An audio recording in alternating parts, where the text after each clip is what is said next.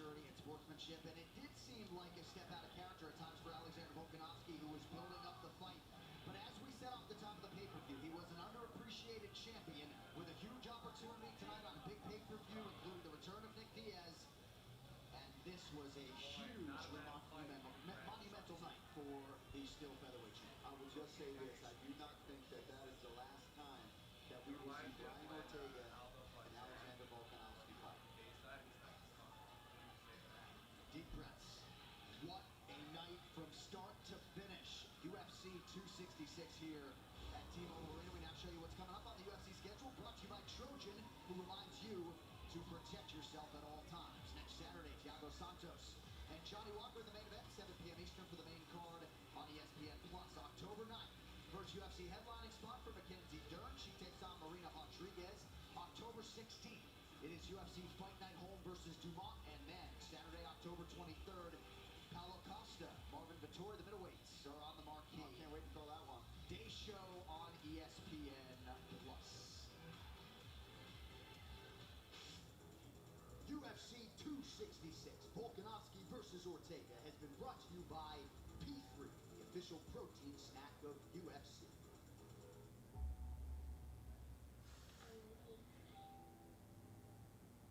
You gotta release that fire, that power, for it to consume.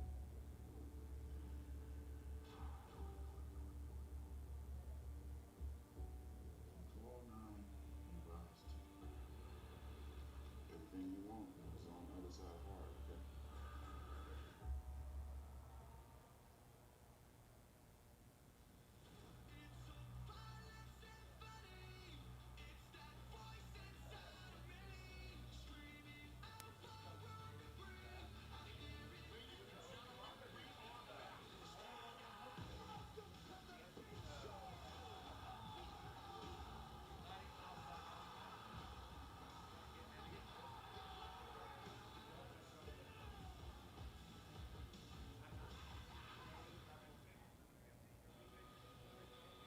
Well, my voice needs a breather. I'm excited to be a fan. Next Saturday night, UFC Fight Night, Santos versus Walker, live on ESPN+.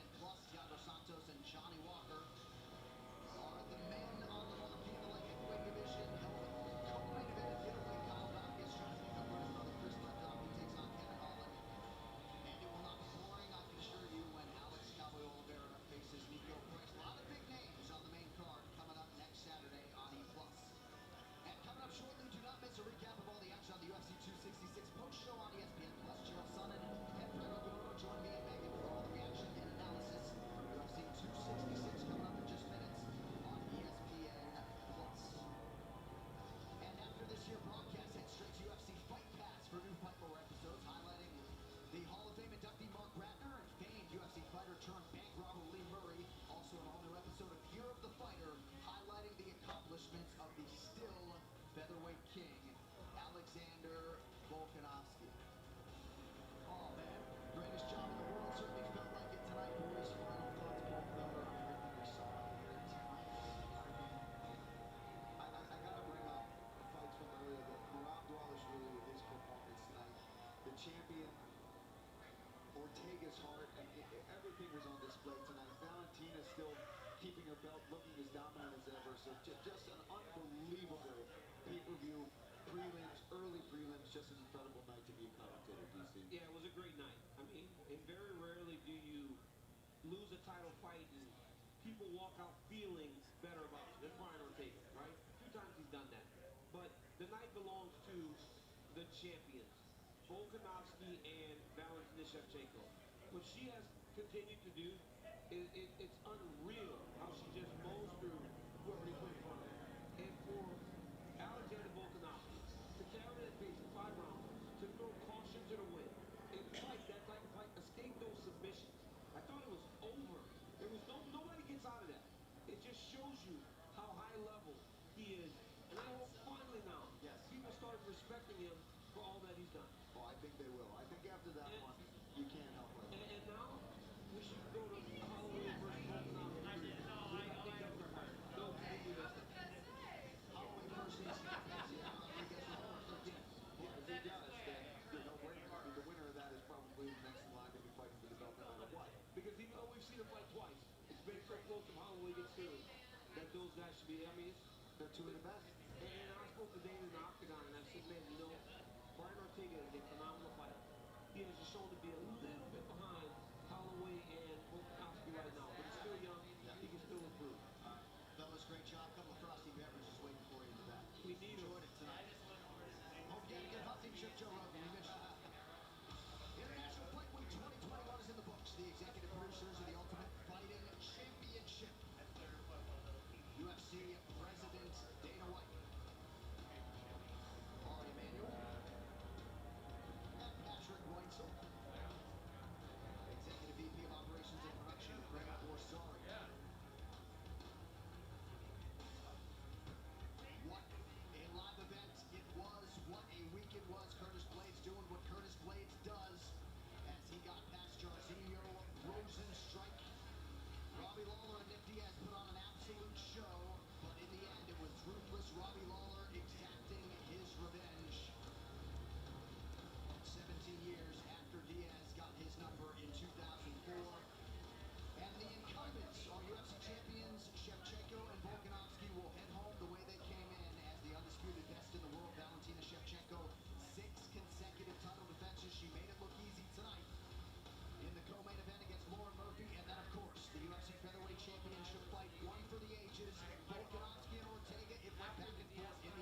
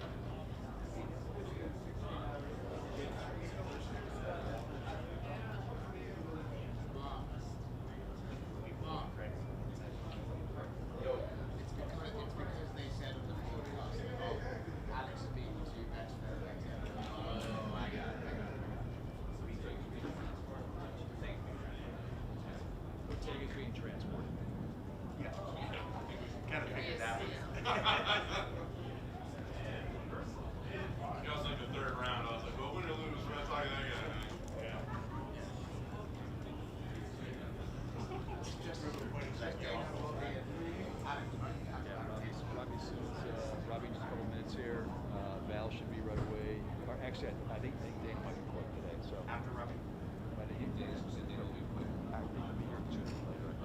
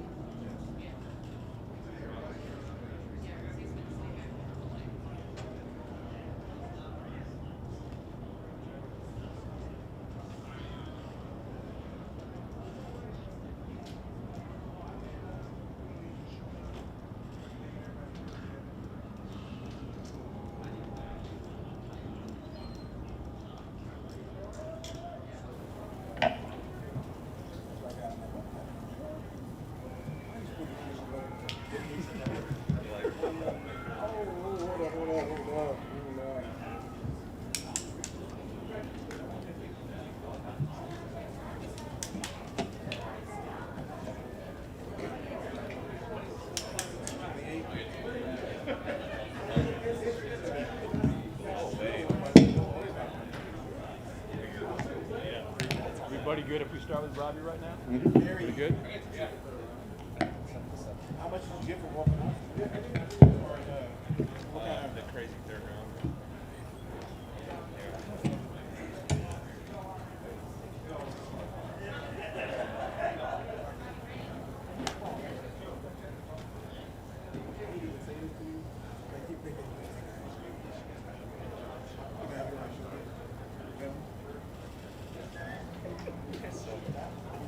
And the Jaggers are kind of sort of the same family of colors. Oh. Just when I was back there, I kept thinking, I literally ran away.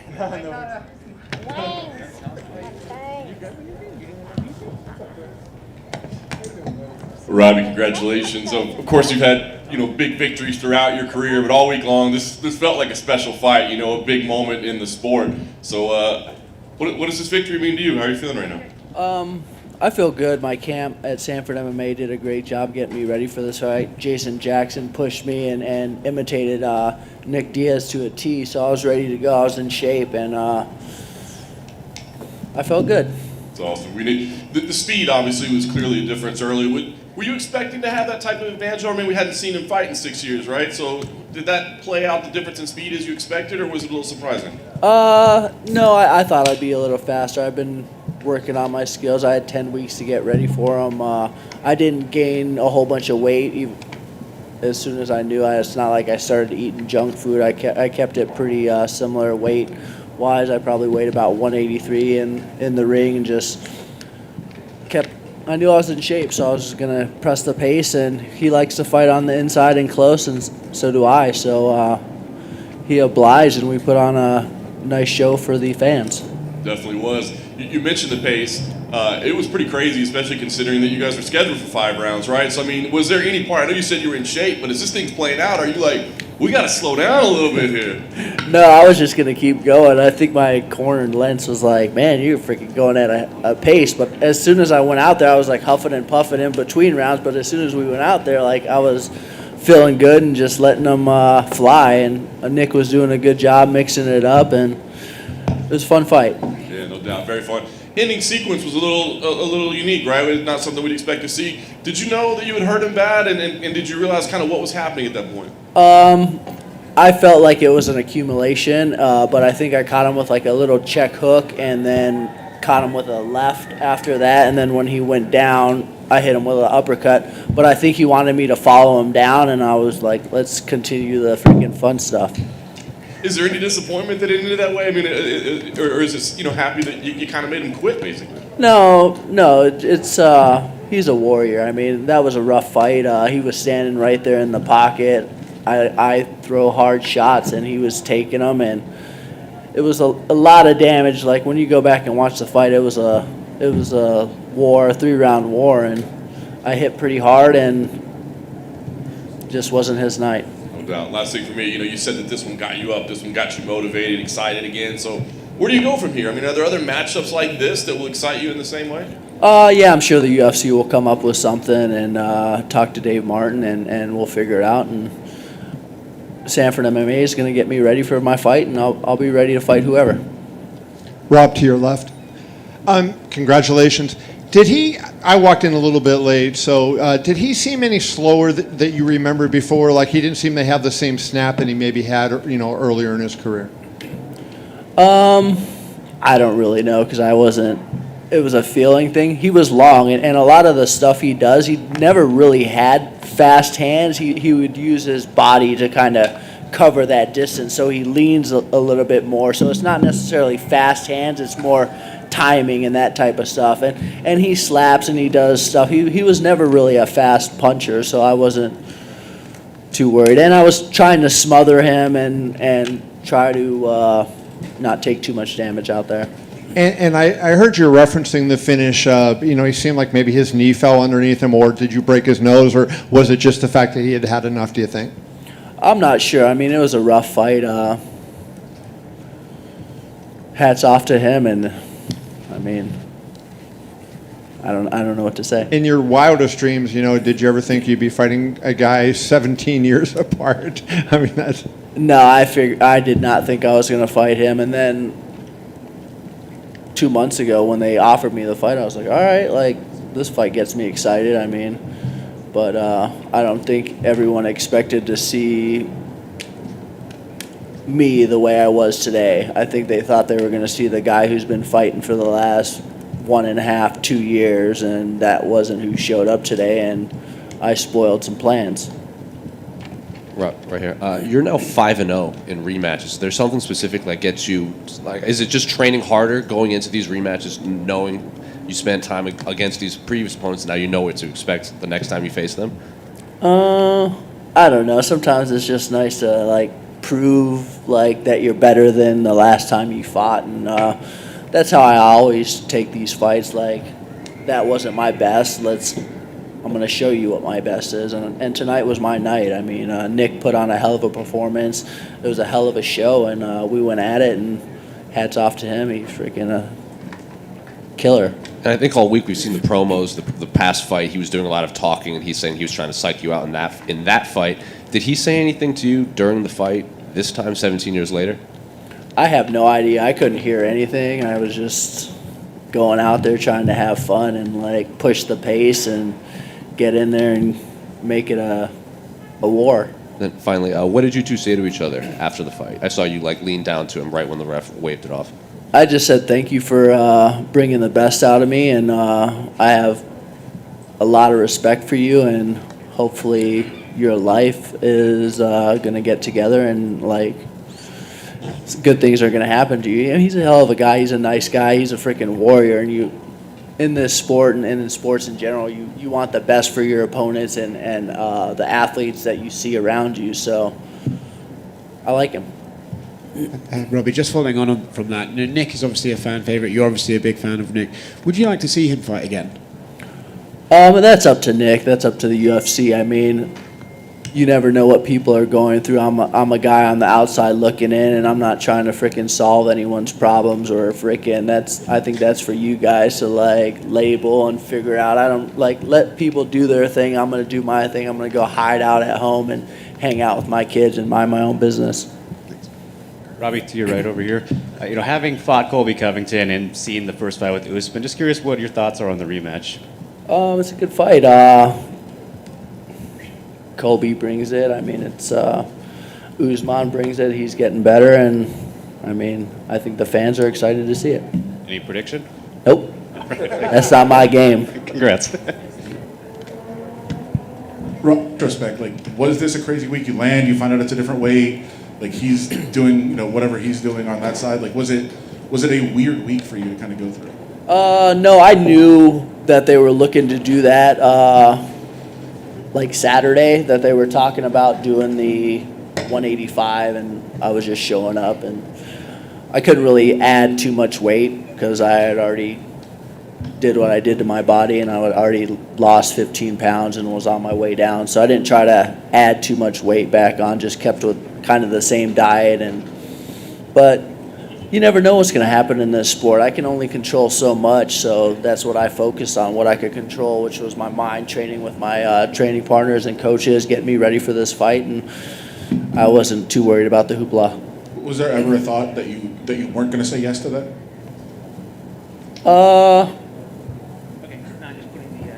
I'm not answering that. And I know one of the other things you said is you didn't pay attention to the stuff he was saying, but he said he didn't want this fight. He doesn't know how it even happened. Like, were you aware that he said that, and how did that make you feel? I mean, he's hyping the fight, doing what he does, and I don't really care what anyone says. Like, I think my coaches and training partners are like, hey, look what he's saying, but I don't care. Like, I don't care what guys are saying. It does not matter to me. Like, I'm worried about myself and what I'm doing. And just how good are you feeling right now? Like, having a win, being able to build out this and keep going. I feel good. I mean, really, it was the camp that I fell back on. Even though they moved it up to 185, my camp went well. My mindset was good. My body felt good. So that's why the weight issue wasn't a big deal to me, because I was ready. And the last thing, he came out obviously, kind of an explosive move right out of the start with the spin, but then he kind of just laid back and let you hit him a couple of times. Do you think he was trying to get a feel for the fight again? Is that what he was trying to settle into? I'm not sure what he was doing. He was probably trying to figure it out, feel, see if he could take some shots and what he could handle. And he took some good shots and gave some good shots and tried to figure it out. It just wasn't his night tonight. Thanks, man. Robbie, you snapped the longest losing streak of your career. How does that feel? I don't know. It just feels like I won today, and I'm freaking excited about it. I mean, I'm excited to go home and chill, but I put together a good training camp. It's nice to get a win, and you're only as good as your last fight, right? So that's what I focus on. And finally, you kind of alluded, like earlier, you said that the Robbie from a year ago or 2 years ago wasn't there tonight. Was it Nick Diaz who brought the Robbie Lawler, violent, ruthless Robbie Lawler out? I think it was accumulation of stuff. I mean, my training camp, my coach, Nick Lentz, Henry Hoof, Jason Jackson, just getting me ready for the fight. But, yeah, he definitely got me excited. And, yeah, I mean, it was all of the above. I was ready to fight, and I was ready to prove that I'm better than what people have been seeing. Congrats. Thank you.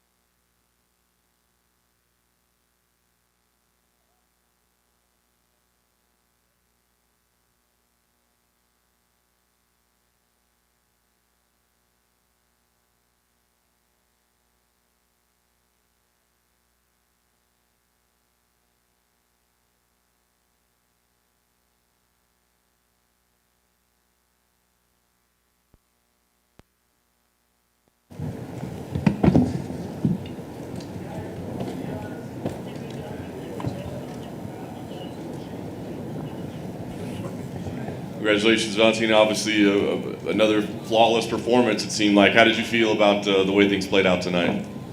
Feels good. I working very hard for this fight. I didn't expect easy fight.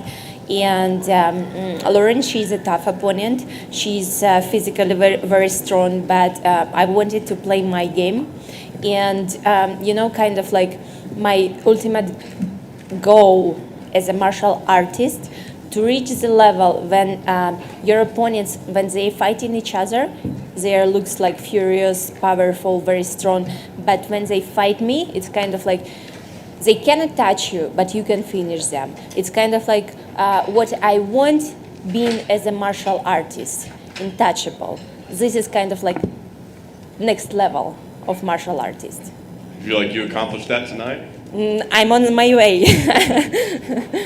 Anything that she did surprise you? Obviously, your speed was very much an advantage. You showed some great grappling as well. I mean, was there anything that happened in there that did surprise you at all?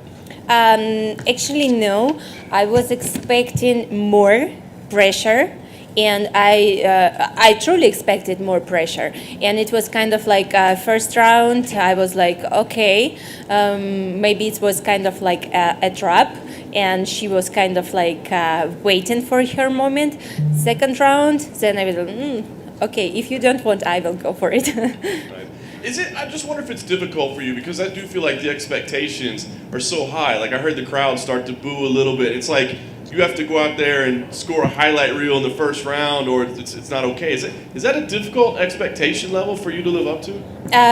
No, it's not, because I understand if I gonna think about it and it's gonna affect me during the fight, it's gonna affect my performance, and sometimes it can affect not in the best way. You're gonna rush to do something, and this is a mistake. So I learned that I cannot just follow with the boo from the crowd. I have to do my thing, because potentially the finish gonna come. They just have to wait. Obviously, as a champion, you don't have to make matchups, right? They have to come to you. But are there names that you want to fight? Like, are there things? I know you're looking about bettering yourself as a martial artist, but are there opponents that you want to face moving forward? I'm ready to fight anyone. And flyweight divisions, there are so many strong fighters. I didn't know how the fight gonna be against Jessica Andrade, Cynthia Calvillo. If Cynthia was kind of like top level, but Jessica just like smashed her. So I don't know what's gonna next. Who's the next opponent? But I can say that in flyweight division there is every time more and more names coming up. So I'm ready to fight all of them. Nice. And I guess last thing for me, we'll find out the name, but how about when do you think you want to fight again? Are you taking the rest of this year off, or I mean, what's the plan for you moving forward? I'm pretty healthy. I just have small things that after the fight during the training camp, and it's gonna be fixed like very quickly, easy. So right now, what is next for me? It's next Saturday fight of my sister. So she is coming in her fight week, and I will be in her corner supporting her. So she gonna do all the same, and yeah, I don't know what's when it's like next, because I'm ready to fight tomorrow. But what you say have for me, it's different. Valentina, right here. Valentina, when you obviously train so that the fight is easy. You've talked about that before. But when you're out there in the cage and you are performing at this level, do you feel a higher level of focus? Do you feel something special when you're out there and you are at the top of your game? You cannot feel. You feel something, but you cannot fall in this feeling, because once you are starting like the side things started affect you, and you start to like pay more attention, for example, to the crowd, to some details, to the person who's sitting like over there, and it's kind of like you losing perspective of the fight, and you can lose your moment to win the fight, to finish the fight, or like whatever. That's why when you are there inside of the octagon, you don't have right to think about something else, about your performance, about like how your opponent feel. You have just work. You have to work, and toward your victory. After the job is done, now you can realize what it was, how it was, what you felt or something like that. But during that moment, you don't have a right to think about it.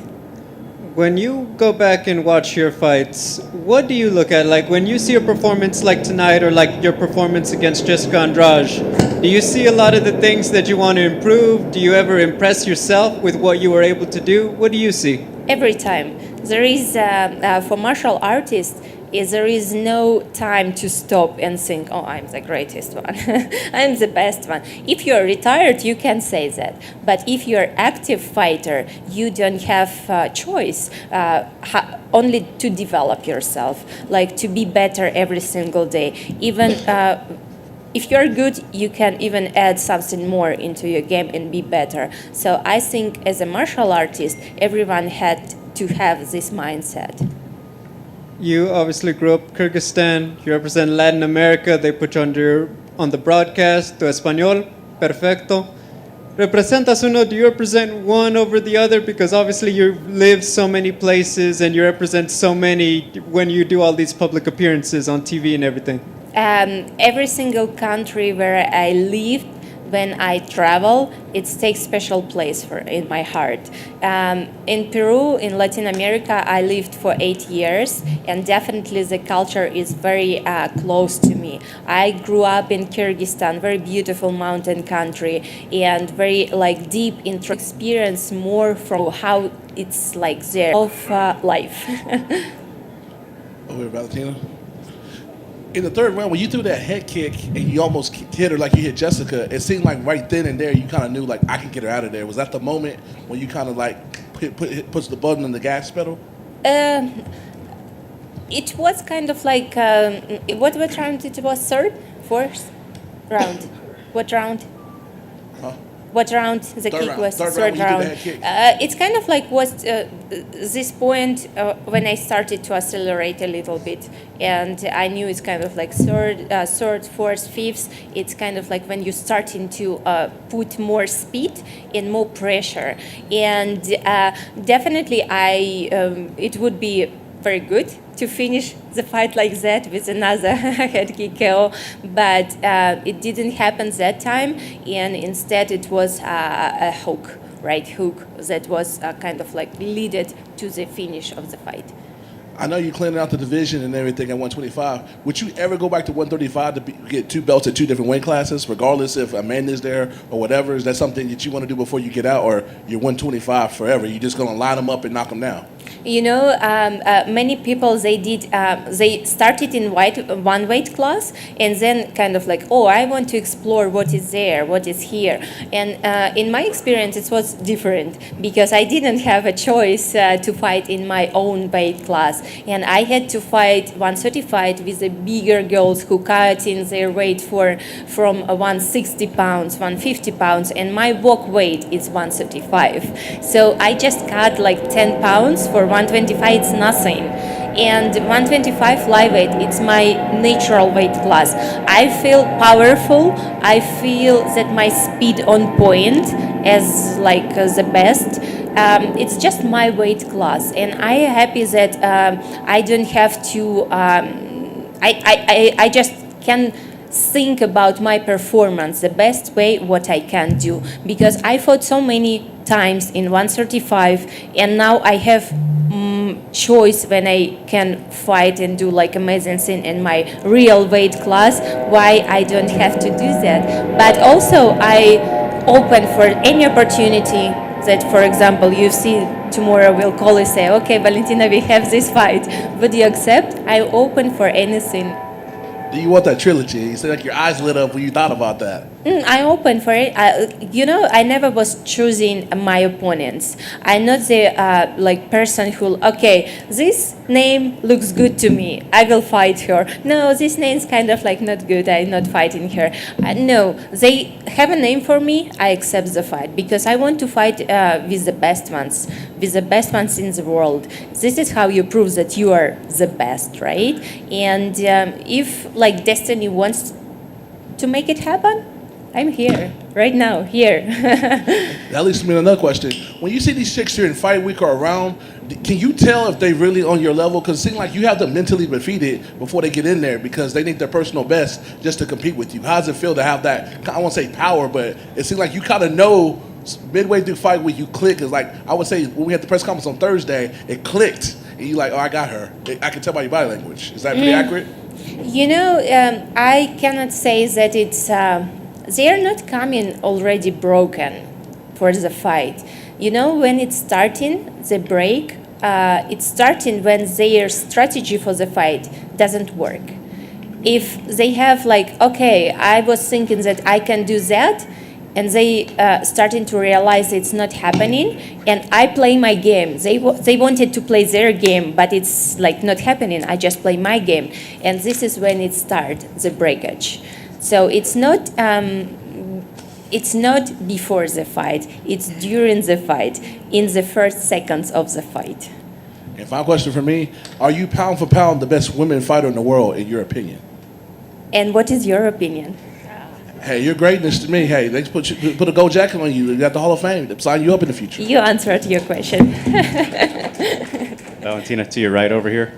With this win, it's your sixth title defense, and with that, you join Amanda Nunes and Ronda Rousey as the only three women to have gotten that many title defenses. Is that special for you?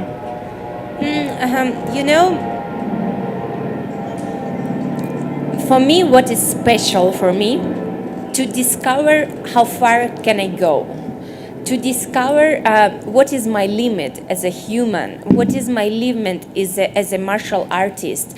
I don't want to put like numbers, like goals. This is what I want, like 10-time defense, 12-time defense. I will finish my career at certain age. So when you put the number in front of you, you kind of like starting to walk towards the end, because once you reach it, what's next? You will have to find some more numbers, right? But as a martial artist, I want to discover what is my limit exactly, because I don't want to work toward my end. I'm right at the like in the beginning of my way, and I want to see what is there, what is waiting for me, and I just to very love to the lifestyle what I have, like training hard, competing, to feel this insane energy from the fans after the fight, in the fight. It's just like martial arts giving so much to me. So I never will be so deeply grateful. Like I'm really so grateful to martial arts, because I'm the person what I am right now because of martial arts. Very well said. And you mentioned your sister's fight coming up. I'm just curious, what are your thoughts on her opponent, Casey O'Neill, a young flyweight coming up herself? What do you think about her? Oh, she's good. She's young. She's hungry. But my sister, she's different level, and she's trained very hard for this fight, and she will put in the great performance, because I saw her training. I was in her training camp, and she's in amazing shape right now. So she gonna do everything right, and she gonna go to the victory as well. And I'm curious, do you have any next travel plans lined up, and what the next spot's going to be? I was mentioning that I was starting my training camp living on the boat and traveling in Puget Sound, Washington State.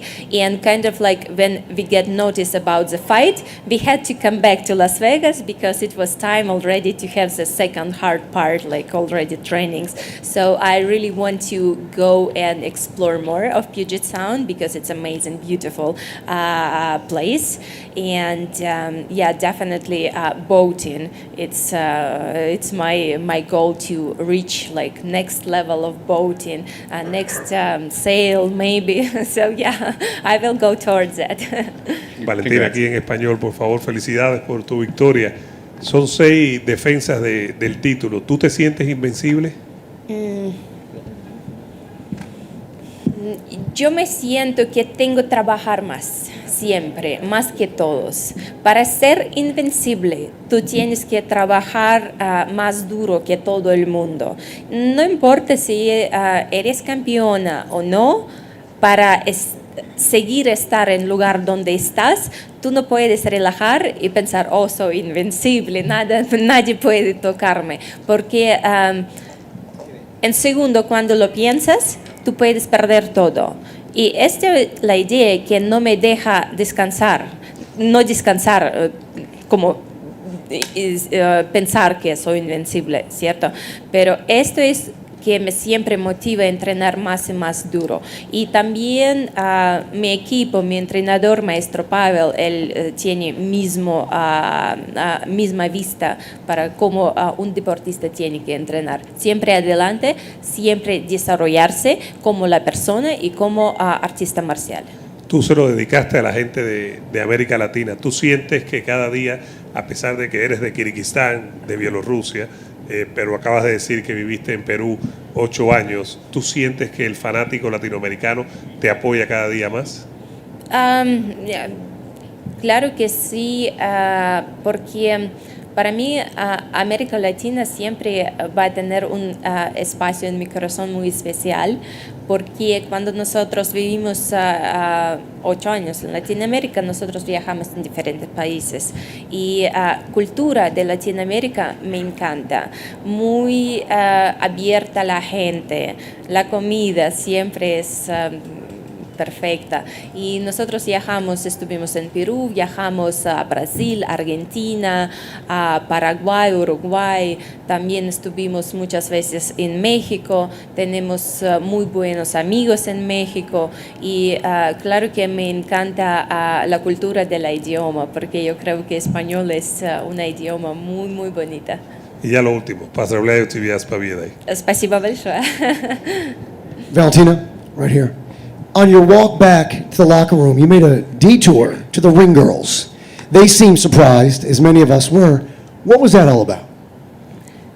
Beautiful women is a decoration of any event, and I want people to know that. And no one have right to say that they are useless, because they are on the place where they have to be. They were here at the beginning, and it's like no matter. You will come in any event, you will see beautiful women. And you, as a man, like everyone, enjoy it. It's kind of like beautiful, right? And this is decoration. That's why this is my message, that beautiful woman, it's a decoration of any event.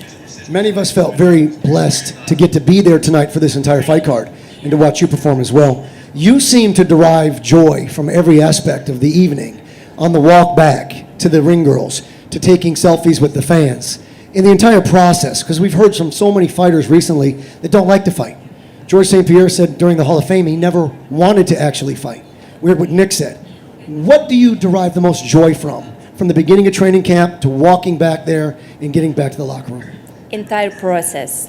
You cannot just like say, okay, it's the best moment when your hands raised up and you are feeling that like, oh yes, you did what you. Of course, it feels so amazing. It's so powerful, the feeling. But actually, it's like the entire process. Hard trainings day by day, every time you are waking up and you have to push yourself to your limits, but you have to do it for the best performance. And every day you kind of like learning something else. You are learning more as a martial artist. For example, also I think the idea to be in martial arts for a long time, it all depends how you can manage your fight and your rest. And for example, my team, my coach Pavel, and he has like the perfect kind of like combination where we train, then we travel, you can rest, you can train in the travel, but it's not the same type when you are training, like in the training camp. And in my example, you can see exactly how it can work. 28 years in martial arts. Now my opponents, some of them, they have like 23 years old or so 22. So even like doesn't have that age as I do martial arts. So it tells that the age, it's not a like issue. It's not something that puts you the limit. It's your limit. It's in your head. And if you don't put any limits for you, you just go and explore how far you can go. This is what I do day by day, exploring. Valentina, felicidades con el triunfo. has podido llegar a lo más alto de tu categoría, de tu carrera. ¿Cuáles eran las metas que tenías cuando inició tu carrera en el UFC y has podido alcanzarlas o todavía te quedan cosas para...? Claro que sí, la meta principal desde inicio era para mí ser la campeona de UFC, porque UFC es la organización de MMA más grande de todo el mundo y yo creo que en general, como el deporte, como artes marcial, MMA es deporte número 1 en todo el mundo. No es boxeo, no es algo diferente, es MMA. Y claro que ser parte de UFC es un privilegio también para cada deportista. Y mi meta principal era ser la campeona de UFC. Yo lo alcancé y ahora quiero mantenerlo más... no sé por cuánto, no sé, solamente quiero seguir ganando y hacer mi trabajo bien como puedo. Muy bien, y finalmente, ¿cuál es tu rutina con tu familia, con tu hermana, con tu equipo? ¿Qué tienes para celebrar? ¿Qué haces cuando no estamos contigo? ¿Vas a un club, discoteca, cierta comida? ¿Qué es lo que te hace sonreír ya que tienes todo en alto? No soy la persona de discotecas, no. No tengo fiestas, no me encanta, no me gusta porque no es mi estilo. Soy persona de naturaleza, me gusta mucho cocinar y siempre nosotros cuando, por ejemplo, con amigos, nosotros cocinamos en la casa y me gusta disfrutar el proceso. No solamente cuando te sirven la comida, tú ya comes y vas, no. Cuando tú disfrutas de todo el proceso. Y no sé, me parece que es lo mejor porque tú puedes conversar con tus amigos, de verdad conocerlos y no solamente para venir a decir hola, hola, ¿cómo estás? Y ya te vas. De acuerdo, pues felicidades, muchas gracias por todo y que viva Shevchenko. Gracias. Is it true that there's a rumor that when you retire, you're going to work as an interpreter at the United Nations? Who told that? I didn't hear it yet. No, you speak beautifully, though. So how many languages do you speak? I speak English, Russian, Spanish, and I'm learning Thai. Well, you're doing an excellent job. You speak almost as well as you fight. Yes, I very like the learning languages because I think that this perspective, if you know how to speak with like local people, it's kind of like you can explore, you can understand the traditions, the culture of the country. It's not kind of like, as I mentioned before, come in and take picture and like go. It's kind of like tourist. I don't like to be a tourist. I like to be a person who lives in the country. And if I, for example, Thailand for me have every time like special place in my heart.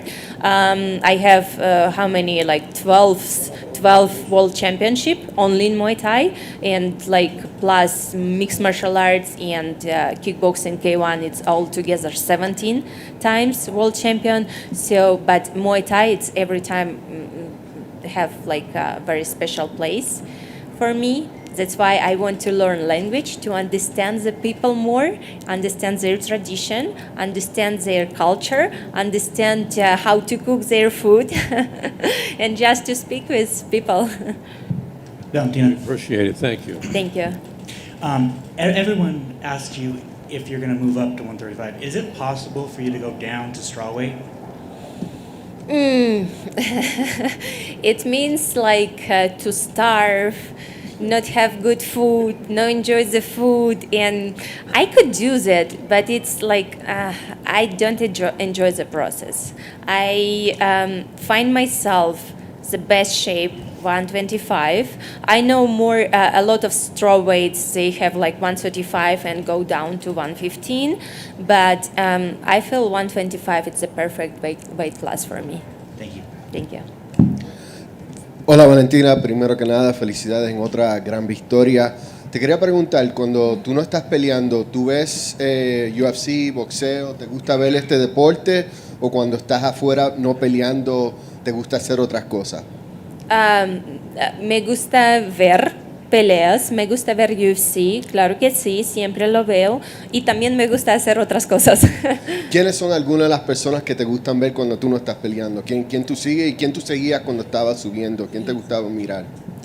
De verdad, nunca no tenía una persona que estoy, o si está peleando, yo voy a ver las peleas. Es que siempre hay, a mí me gusta ver la técnica, porque no importa, tienes un nombre grande o todavía no grande, puedes mostrar algo diferente. Y para estar en un nivel que siempre tú tienes que observar nuevas técnicas, algunas estrategias nuevas, tú tienes que mirar las peleas. Y yo cuando veo las peleas, yo lo veo especialmente de este lado, no solamente estar como un fan, pero como un profesional que tiene que estar al día con la técnica moderna. Okay. Y creo que normalmente tú haces tu baile cuando ya te han dicho que has ganado, pero esta vez como que lo hiciste rápidamente. ¿Fue por alguna razón que no esperaste como normalmente lo haces? Tú sabes, yo cuando mi tradición de hacer este baile, eso viene de mis peleas de Muay Thai. Y cuando peleé en Muay Thai, yo siempre salía con este baile, con la música y bailando al ring. Pero en MMA nosotros decidimos cambiar para celebrar la victoria, y como esta pelea, la victoria ya estaba como TKO, technical knockout, entonces no hay dudas, por eso ya... Entiendo. Y mi última pregunta, obviamente tú estás peleando muy bien, sin duda alguna puedes pelear por mucho tiempo, pero ¿tienes en mente más o menos cuánto tiempo tú crees que vas a estar en el deporte? ¿Y qué son algunas de las cosas que tú piensas que te gustarían hacer después que termines con tu carrera? Esa es la pregunta que hace unos minutos he respondido. Cuando tú pones la meta así, tú pones la edad así, y ya voy a pelear hasta esta edad, entonces tú pones como un límite para tú mismo como peleadora, como persona, y si tú pones un límite, esto significa tú empiezas a trabajar hasta tu final.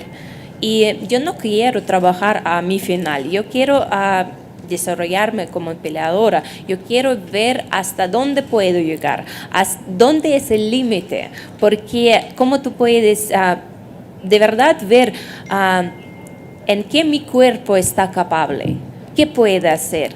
Entonces no hay datos, no hay cuándo, no hay dónde, solamente vivir mi vida que yo vivo y hacer lo que me encanta hacer. Gracias, Valentina. Gracias. Thank you. Thank you.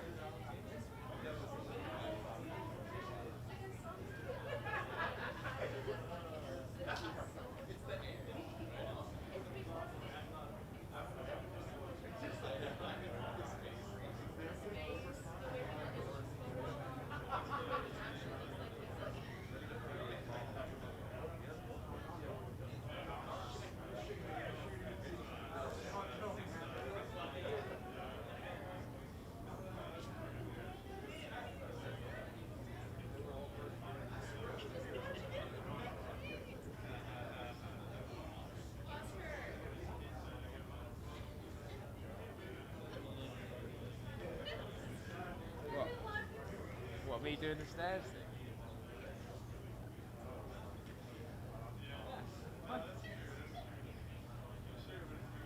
Are you delirious?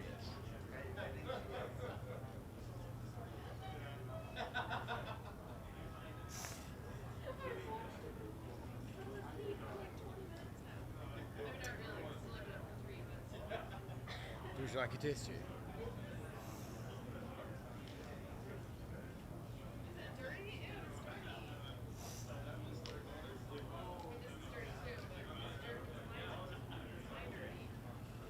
It's your dirty.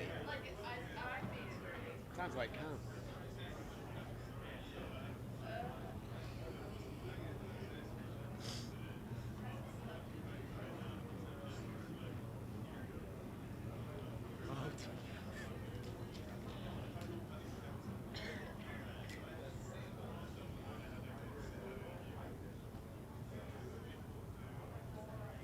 Oh, Volkanovski's doing shoeies.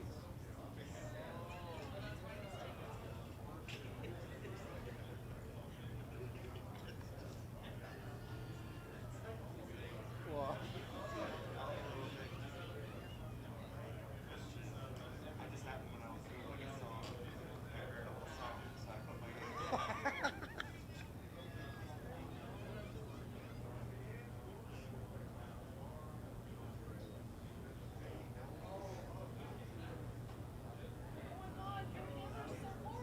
I know, he looks like he's wearing fucking gloves.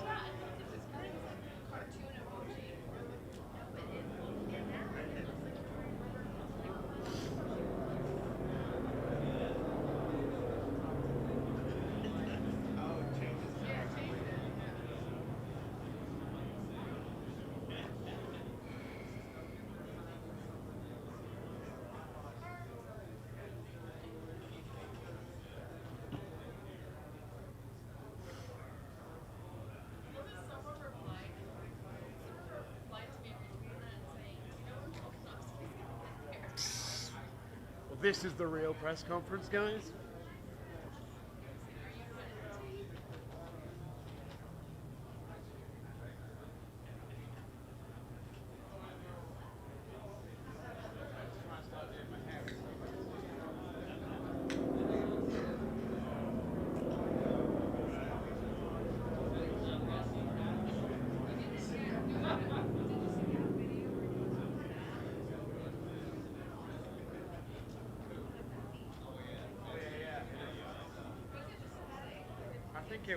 I think it was a bad angle, and I think it was like one of those fat app things.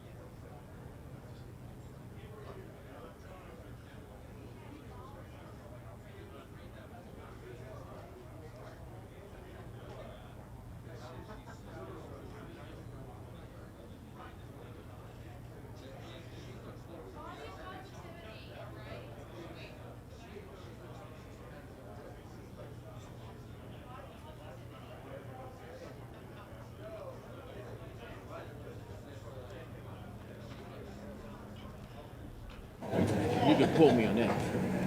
Oh,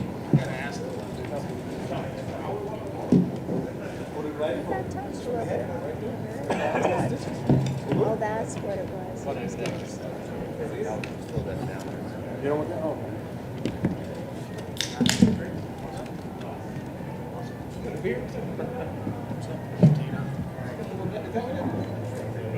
Winner's piss is always good. Belt's on its way. We'll wait for that. No, we'll just go. Let's go.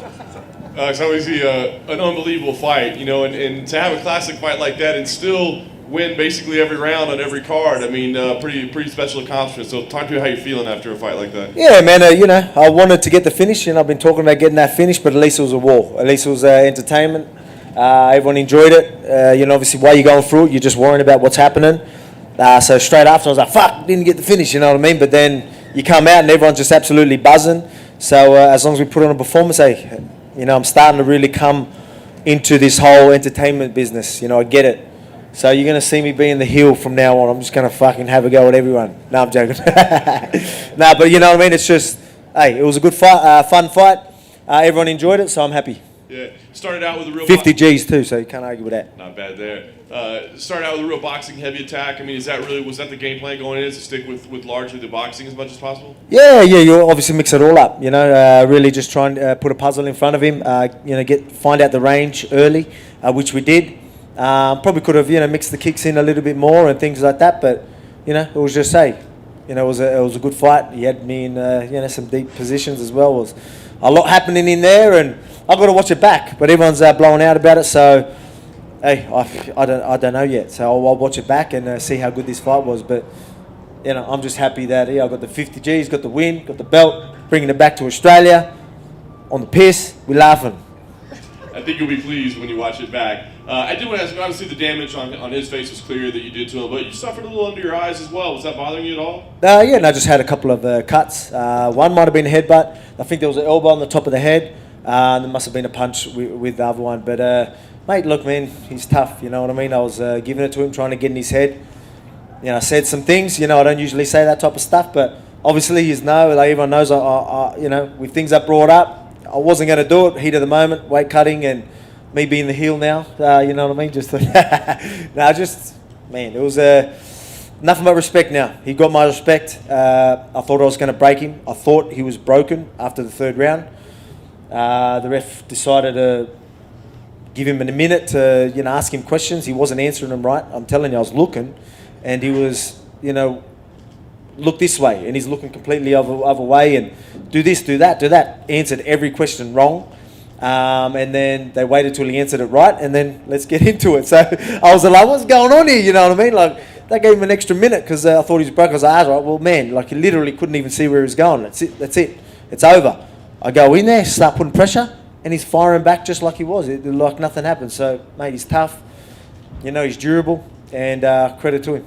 You know, you got yourself into a little bit of trouble at one point, right? The guillotine choke. I mean, can you talk about just how tight? Because it looked incredibly tight. It was deep. It was deep. It was. Oh, fuck! I'm about to lose the belt deep. You know what I mean? Like it was. But again, like the type of human being I am, you know, we talk about me. You know, going through adversity and, you know, always being prepared and busting my ass and never give up attitude and all that shit. That's just exactly what you're seeing. I was deep. That was as deep as it can get. No shit. As deep as it can get. I remember I was making fucking weird noises. I remember I was sitting there, I was like going, I don't know what noise I made, but I remember he even said I was gurgling, but that was like a weird, oh fuck, like, you know what I mean? Like, I'm about to lose this belt, like, you're kidding. And then I like obviously kept fighting and just opened a little bit of space. I'm like, all right, I'm good. And then got my chin out, and then it was all good. And then I knew I'd be up from there. And then he chucked me in the fucking triangle as well. So, mate, he just shows, you know, T-City. He's known for his jiu-jitsu. I thought that he wouldn't get me that deep, but he did, credit to him. He made me really dig deep to get out of there. But again, I've showed time and time again that, you know, I always dig deep, and, you know, that's just what champions are made of. I have to ask, because surprisingly, I think you continued to grapple after that at times. But did your corner have a conversation with you? Like, man, what are you doing here? No, because, you know, that was, how did that happen? I'm trying to think how that exactly happened. Oh, yeah, because, I think, I went to kick, he grabbed the kick and then punched at the same time. So when I fell down, as I was getting up, he jumped on it and got into that position. But he done a good job of really wrapping up the legs You know what I mean? I didn't expect him to wrap up the legs so quickly. So then he had control of me while he had it deep, where I didn't expect to be there. So when I'm up, posturing up and all that type of stuff, he's throwing them up, but it gives me space. I wasn't too threatened there. The boys were telling me to more posture up, stand up. I thought they meant get the fuck out of there, which I don't blame them for saying that if they did. But they wanted me to posture up and just keep raining bombs. But mate, I almost had him in the last. I was hitting him with big shots. It looked like he was done, but he come back stronger. So again, I'm just going to give him credit. That's the last thing for me. I mean, I know you said you're comfortable being the heel now, you're comfortable being the underdog, but I think you will walk away from... I'll always be respectful, but, there's going to be some things that might need to be said sometimes, so I'll say it. Well, I think you're going to have a newfound respect after this fight. It certainly seemed that way now. So give us that, what's the plan for now? Because obviously this whole travel to Australia, the way things are, I mean, what do you see as the next couple moves for you? Because you've beaten the big names in the division, obviously. Well, we got the, Yair and Max fighting. So I'm guessing that's for number one contender. Whoever wins that gets that shot right, and that's not till November. And I want to fight, man. So do I move up lightweight, do something? You know what I mean? Maybe move up lightweight, fight the champion, whatever it is. You know what I mean? Give me something, because again, I had 14 months off because of this whole. I'm thinking of even maybe staying, bring the family over, and stay here for a year, ride out this fucking lockdown thing, because it's a mess. And that's why I said this. This fight was for everyone back home that are struggling. They're going through tough times in New Zealand and Australia. So so that's why we got to talk to the family, talk to the team, and see what's our best move. Maybe we ride it out here, knock out, just smash some fights out. Everyone just build everything up and kick some ass. Alex, to your left here, to your left over here. Oh, yep. First thing I wanted to ask you about is, 20 wins in a row, and not a lot of people are talking about that in light of everything that went on. What was the hardest thing about that, and what does it mean to you to get to that specific number? It sounds cool. Numbers there, you hear the numbers like that, that's pretty cool. I don't pay too much attention to it. I just worry about the challenges that are in front of me. Taking out guys like, Chad Mendes, Aldo, Max Holloway, Ortega, doing that, that's more incredible to me. Having a 25 win streak is impressive. But not many people can do that, but I'm expecting to just keep that streak rolling. So 20 is good, but let's get to 30 or something. So we'll start talking about that when I hit a few more numbers. Put Habib in the rearview mirror, huh? Yeah, that's it. When you beat Aldo and Holloway twice, and yet, not that you weren't getting respect, but I mean, there were other guys that were, people were talking about, Holloway might have won the second fight or whatever. So do you feel like, you changed that narrative tonight by doing, not only winning the fight, but getting out of the 2 submissions and showing how tough you were in that fight? Do you think you changed the narrative about you now to a more positive one? Oh, man, mate, it was entertaining. So even if they are going to keep carrying on about it, whatever, like I said it, there's going to be doubters no matter what you do. You know what I mean? People are going to sit there and be like, oh, he got, almost got submitted. He's going to get submitted again. I don't think anyone's going to put me in a deeper fucking submission than that. So I ain't worried about that. No one's going to get me in any positions. And if they do, I don't think, anyone's going to put me in more trouble than that. So, again, there's going to be doubters every time. Let them hate. Let them carry on. I love it. I still love you. You just give me that drive. So, man, all good. I say time and time again, that underdog mentality. You know what I mean? What I know now is not enough. It's never enough. What I'm doing is not enough. We're going to do more. You know what I mean? You're not good enough. Obviously I know I'm better than these fighters, but hey, I'm just going to keep telling myself, you need to do more. You need to do more. So let the doubters say, I love proving wrong. You know what? I love making people that bet on me money. So because all my supporters, I know they're betting on me and they're winning some money. So we all good. And the final thing for me, is there another level that you can get to? I mean, what you're doing is amazing, obviously, but you're talking about working and trying to improve. I mean, can you still get to another level in this sport? Oh, 100%. 100%. My composure in there was good. I've always been composed. I put the pace on. I was very, very comfortable in there. I was very comfortable even with, getting in his face, doing the whole hype up thing and all that type of stuff. It gave me a whole new energy. Absolutely loved it. People, the crowd booing me, all that shit, fucking loved it. Absolutely loved it and just used it as fuel. So, I think this is going to change me from here on out. You know what I mean? You're going to see a whole different. Bald Volk is coming for fucking everyone. Alex, right here on the front. Where were you? I'm curious, did you happen to see Conor McGregor's tweets about your fight? Well, I heard about it. He sounds like he's on the piss. Yeah, so do you want Good me, on do him. you want me to read So it? am I. I will be too. Do you want me to read it to you? No, yeah, something about sharding or farting or He something. also said congrats. Doesn't really make sense, but hey. He also said congrats at the end of the fight, so we seem to enjoy it. Yeah. It's Conor, man. Like, you know, we're kind of doing Conor things. Good on him. But, yeah. I don't know if it's like, if he wants to come back down to 145. Well, obviously, that will never happen, but... We think it's right around the broadcast. They said you had beaten the 2 best featherweights of all time. And okay. Conor and, Jose and Max. Yeah, that would have stung him a little bit. That would have stung him a little bit. Especially while he's on the piss, you know. So, anyway, I'm going to be on the piss. Maybe you'll see some weird fucking tweets from me too. We'll see what happens. And what do you make of that fight between Max and Yair? A lot of people just thought Max was going to be next in line. He didn't have to take another fight. And now Yeah, man, you know what? That just shows you, again, like I'm going to give credit to, Ortega. There was bad blood. I was fucking saying all this shit. And look what he went and done. He showed pure heart, put me in fucking dangerous positions. Nothing but respect. Max, he can get I guarantee he doesn't have to take this fight. And they're already asking him to give, and he's still going to go take it. He wants that number 1 spot. He wants to earn it. It shows you what type of guy he is. So how can you not respect that? Good on him. That's exactly what I'd fucking do. You know what I mean? So you got to give him respect. You know what I mean? But I'll give him respect. But you let him go do the thing. How do I think that fight's going to go? Yair Rodriguez is a great fighter. Stylistically, I think Max is a nightmare for him. So I'm expecting Max to go out there, do his thing, and we're going to be running that trilogy. And Dana's going to pay us good money for it.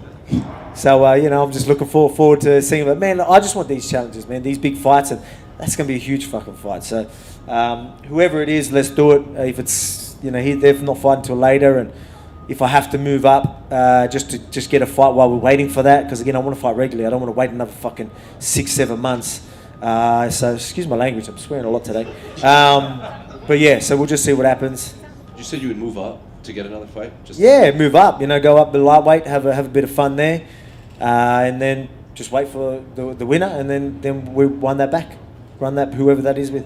In terms of going on the piss, do you always start your day off with one from a flip flop? Because I saw you drinking a beer. From the flip flop from I call them a vlečki. That's a Macedonian way of calling a vlečki, a slide. So I did. Yeah, I've never really done one of those before, but I fucking nailed it. I only got a couple of little drops out. I've pretty much got it all in there. Usually people get all over them. I'm a master. See, I'm a master at everything. Just fantastic. In the fight, you mentioned about the guillotine and how that was, I'm nearly going to lose the belt deep. Was the triangle as deep, or was that a little bit loose? No, the triangle wasn't too bad. It was obviously deep, but I felt like, I could, I'm strong enough to sort of put him in positions to not get it as tight, and I knew I'd get out of that. But that guillotine was fucking deep. You mentioned before the fight, like he said, I feel like in another time we could be good, decent acquaintances and we could have a beer and stuff. And you weren't super hot on that idea, but after... I said if I was drunk I would, and I'm almost there. So maybe, look, man, I did again, look, they're building up the fight. I think I never usually try and, do that type of shit. So I was picking at everything. Obviously everyone knows I'm against the shit that I bring up. I wasn't going to bring it up, I'll be honest. I'm not the type. I was like, I didn't want to do it. Weight cutting, pissed off. I bring it up. Again, I'm against that. But it was a long time ago, and I hope he's changed. But yeah. So again, we were pretty cool. Obviously, there are things that annoy me, but I'm looking for these things to annoy me. And that's where I was at. I was looking for things to hate him. You know what I mean? And to be honest, after the fight and what we shared in that octagon, yeah, I think we can be some acquaintances. So we'll see. Last one for me. You said that you're nearly pissed. How many beers does it take to get you to the level you want to be? Fucking after punching on for 25 minutes, only a few by the looks of it. So I've had it this is my 4th. It's probably a 3rd, but I'll say 4 just to sound it. Yeah, mate, I think 4, 3 or 4. We're down to pretty quick, I guess. So, congrats. Thank you. Alex, to your right, right here. Oh. That's right here. Yep. Does it bother you the fact that you didn't beat these big guys, Max, Jose, these supposed to be the greatest of the division, but they'll talk about you being the greatest division, and you didn't beat these guys. Does that bother you? Wait, say that again, sorry? The fact that you beat these guys that are considered the best of all Yeah. time in the division, but nobody's considered you the best of all Oh, time. mate, there's people, I guarantee you there's people out there that are throwing my name out there, you know what I mean? But again, you're going to, you know, especially Max and some of these guys, these are, you know, they've had a lot of time to really build themselves up, get a big fan base and all that. So, mate, it wasn't that long ago when you see Max in this exact same position. No one giving him the respect he deserved when he was kicking everyone's ass.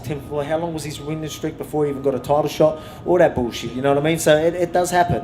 And, you know, I was just going through that process. That's going to change. And I'm just going to keep doing what I'm doing. But again, man, you take out guys like Max Holloway twice, Aldo, Chad Mendez, Ortega, you know, you can't not throw my name around there. So I guarantee my name's out there. But again, you've got to give the guys like Aldo, champion for so long. There's going to be days when you're not on. You know, I mean, this is a fucking crazy sport. Man, I'm swearing a lot.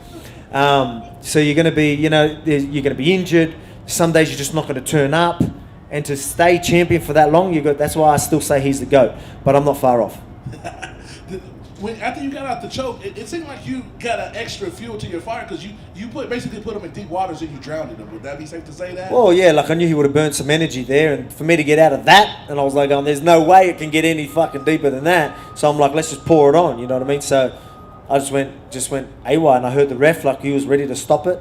And we got close. The buzzer went. He didn't get up. Like, you know, the ref could have stopped that fight, and especially the doctors. I know your job is to fight with people's ass, but when you see something like that, do you think he needs to get up and get on the stool himself, or not? He got helped up by his whole damn team. Like, that happened? Well, you're not allowed. I didn't know about that. Well, That's it. I'm about to fucking. No, I'm joking. I didn't know about that. But yeah, well, that's not allowed. You know, you literally can't touch them. Yeah. That's considered a TKO. I'm a claim it. And Dana, for we're gonna claim it. For somebody to come to the sport, I saw you fight. I can tell you're a hell of a fighter. I see you in person. I see why you're the real deal. But going on the show, do you think that helped build up your brand? We got to see your personality and see all that. The whole world got to see that. Do you think and looking back on it, that was a great decision for you, or that's just entertainment? It's separate from fighting. Yeah, man. The whole thing, you just didn't get to see nowhere near enough. You know what I mean? Like, it just, man, put a camera in front of me and people are gonna like me. You know what I mean? It's just, again, I'm not the type of guy that's gonna, you know, I'm not gonna do smash dollies through fucking windows and carry on and all that. You know, I'm not going to do all that type of bullshit, you know what I mean? But again, you put a camera in front of my face, people are going to like me because I'm a pretty chill dude. I'm a fun dude. But again, you know, I'm not going to go out of my way. But I tell you, I really enjoyed this whole process, fight week, the whole thing about it. Even, you know, building the fight up and all that type of stuff. You know, I'm not usually the type to do that. And I'm the type of guy, someone asks me a question, I'm just going to answer the fucking thing. A lot of people, you know, they got these narratives they want to push and all that, and I'm just... You know, I'm not like that. I'm chill. You ask me how I'm going, I'm going to say I'm fucking good. You know, a lot of people going, yeah, and they've got a question ready. You know, I'm not like that. I'm just real. I'm going to say what's on my mind. You know, but again, put a camera in front of me. People get to know me. They're going to love me. With all the craziness going on at 155, you said you would go up. Would you go up for a title? Do you think you could get up in the title shot? How do you think you would compete with them? Would the size be a big difference, or you just going to roll the dice and see what's up? Man, everyone knows about. I'm used to the big boys. I train with bigger guys all the time. You know, I used to be 214 pounds. You know, I played a prop, front row for rugby league. It's the biggest position. You know what I mean? That's the big boppers. You know what I mean? That's the position that I played. You know, and I fought at middleweight, welterweight. You know, my only loss was at welterweight. You know what I mean? So I'm used to the big guys. But I mean, hey, like I said, you know, I just don't want to wait 6 months or something like that. So if we could run something back.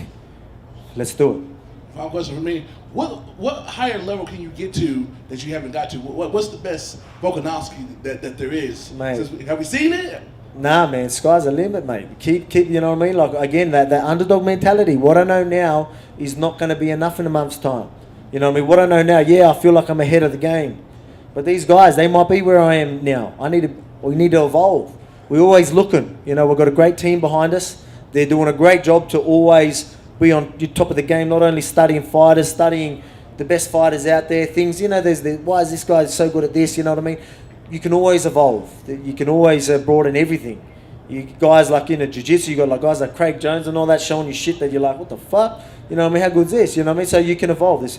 Mate, Trust me, there's levels to this, and I'm right up there, but we gonna keep going. I guarantee you. Thank you. Alex, sorry, over here. How many beers until you would go put a dolly through a bus? I'm usually a pretty happy drunk, to be honest. So I don't know. Not yeah. Who knows? No, not me. That's not my style. You've talked a lot about the underdog mentality and maintaining that and driving you. But I mean, at some point, you're a big favorite tonight. I mean, at some point, you're not going to be an underdog to anybody. How difficult is it to kind of keep that going? Yeah, man. Again, when I say that, it doesn't mean that I am the underdog. It's just that's the mentality in my head. Just purely telling myself that you're not doing enough. You know what I mean? They're doing more. You know what I mean? And I know, I know they're not doing more. No one fucking does more than me. I'm telling you. But again, that's what gets me up in the morning. That's what makes me do what I'm doing. That makes me, when you see me doing these workouts, like, how does he fucking do this? It's because I'm telling myself I need to. You know what I mean? It's just that mentality. Again, I know I'm not the underdog going into a lot of these fights, but that's what I tell myself. I tell myself that what you know now is not enough. Is there something you have to do to maintain that when everybody keeps saying how great you are? No, just me. Again, I'm a very level-headed guy, and that's just the type of guy I am. I don't let all the shit get to my head. I'm gonna go home and I'm daddy, and as I say, my kids don't give a fuck about this. They're gonna be like, Dad, cook me some fucking eggs. I'm like, all right, I'll cook you some eggs. No worries. You know what I mean? And that's it. I'm dad. You know what I mean? I walk the streets. I completely forget that I'm a UFC champion. So I'm just me. I'm a normal human being. That's just how I am, and I think that's what makes me be who I am. Makes me always keep working harder. You know what I mean? Just purely because that's the type of guy I am. I know you talked a couple times about what was going on in the corner between rounds. At the second time, so it was after the fourth round. Okay. It sounded like you were protesting pretty loudly of like, hey, what's going on over there? Like, were you getting bothered by that? Of course. You know what I mean? I'm known for my gas tank. I'm wanting to break him. And we're giving him a whole extra minute. He's already got a minute. Then we just give him another minute. So obviously I'm going to be a little dirty about that. But hey, at least the fight kept going, and then we got to put on more of a show for the fans. So I'm all right now because I still got the belt. But obviously at the time I was like, what are you doing? Are we all against me or what? Fuck. And last thing, as long as we're bringing up tweets, Henry Cejudo said he's coming back. Fuck Henry Cejudo. Take out Alexander the Average in response to it. What did he say? He's coming back to take out Alexander the Average. No, mate, he's called out everyone. He's called out females. He's called out, what you actually believe the shit that comes out of his mouth? Nah, don't worry about him. Thanks, man. I'll squash the little germ. Thank you. You want me to do another one? Yeah, just. Go on then. I'm gonna butcher this now.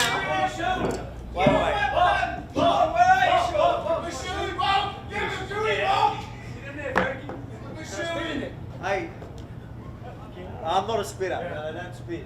I don't want to say that.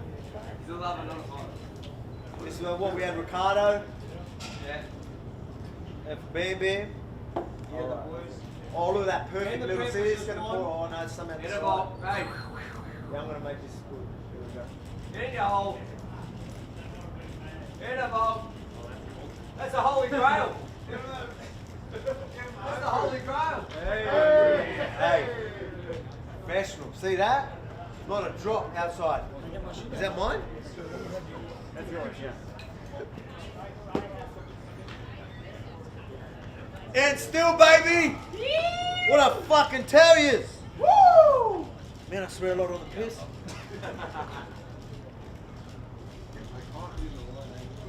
We good?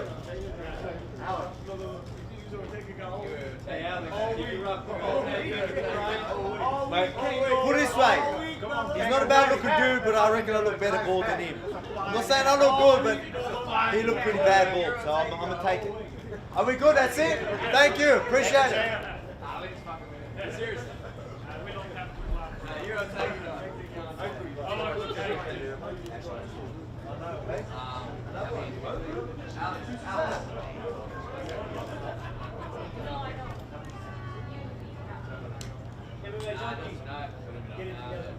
There was a few. Hey, I done a good job.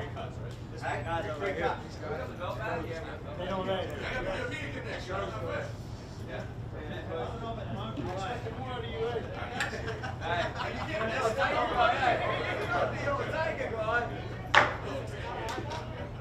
That's his belt. Yes.